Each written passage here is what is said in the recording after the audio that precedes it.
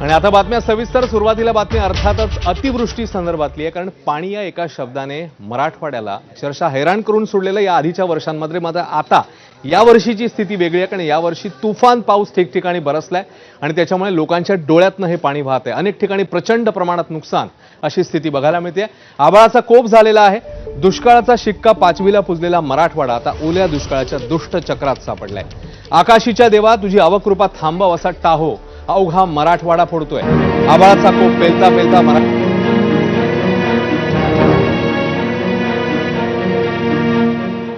आणि शेजारचा सोलापूर जिल्हा पाण्यामध्ये अक्षरशः पुरता बुडून निघालाय. ऐन दिवाळीच्या तोंडावर पोशिंद्याचा कणाकणाने कष्टाने आणि रक्ताने पाणी करून उभारलेला मोडका तोडका ठेवा पाण्यामध्ये गडप झालाय. घरदारं, गुरढोरं, पिकाखालची माती सुद्धा निष्ठुर नियतीच्या कोपापुढे तग धरू शकली नाहीये. अवघा महाराष्ट्र आज मराठवाड्याच्या पाठीशी ठामपणे उभा आहे. प्रत्येकाच्या तोंडी आज एकच धावा आहे. आभाळीच्या देवा तुझी अवकृपा थांबव, तुझ्या कृपेच्या कवेत घे. अस्मानी संकटात सापडलेला मराठवाडा आता मदतीच्या डोळे लावून बसलेला आहे मदतीकडे. त्यामुळे नुकसानग्रस्त यांच्यापर्यंत कधी आणि कशी मदत पोहोचणार हे पाहणं महत्वाचं आहे. आणि मुख्य म्हणजे जी मदत दिली जाणार आहे ती पुरेशी आहे का, कारण नुकसानाचं स्वरूप आणि त्याची तीव्रता आपण बघतोय.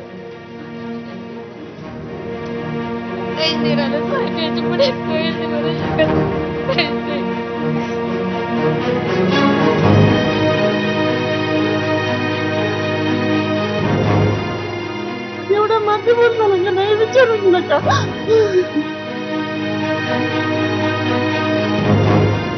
कर्ज भरपूर आहे, परत कसं फेडायचं काय?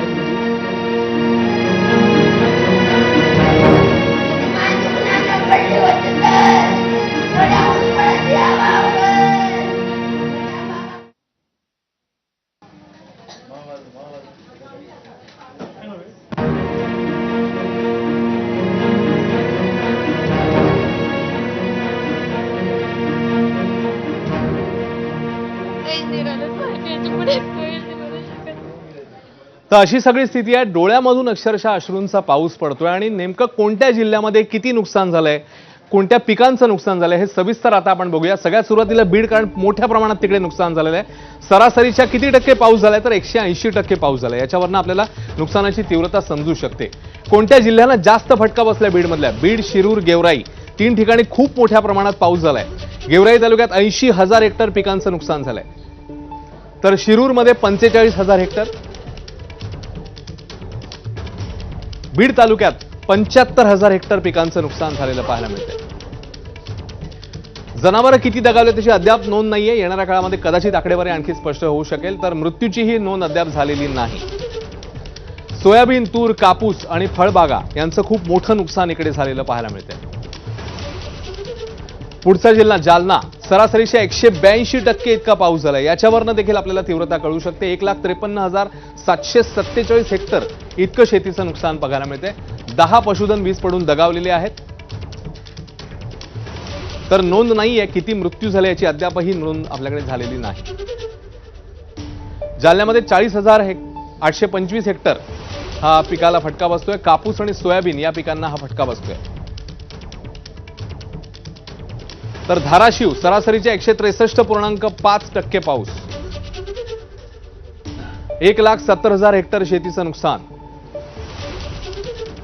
अनेक जनावरं वाहून गेले, त्यामुळे निश्चित आकडा अजून कळू शकला नाहीये. येणाऱ्या काळात कदाचित चित्र स्पष्ट होऊ शकेल. नोंद नाहीये मृत्यूंची अद्यापही धाराशिवमध्ये. परंडा, भूम आणि कळंब या 3 तालुक्यांना सर्वाधिक फटका बसलेला बघायला मिळतोय. सर्वात जास्त फटका या ठिकाणी पिकाला कुठला बसला असेल तर तो सोयाबीनला बसलाय. परभणी सरासरीचे 150% पाऊस झालेला आहे. लाखो हेक्टर शेती तिकडे पाण्यात गेलेली आहे. 86 जनावरं दगावली आहेत. तर 6 मृत्यू देखील झाल्याचं परभणीमध्ये समोर येत आहे. पाथरी, सोनपेठ, पूर्णा, पालम या ठिकाणी मोठं नुकसान. कापूस, सोयाबीन, हळद, मूग, तूर, ऊस आणि भाजीपाला या पिकांना फटका बसताना बघायला मिळतोय. सोलापूर सरासरीच्या 176% पाऊस झालाय. 1,95,631 हेक्टर शेती ज्याचं नुकसान झालेलं बघायला मिळतंय. तर 49 जनावरं दगावली आहेत. 15,041 कोंबड्या दगावल्याची देखील नोंद झालेली आहे. 6 मृत्यू झाले आहेत.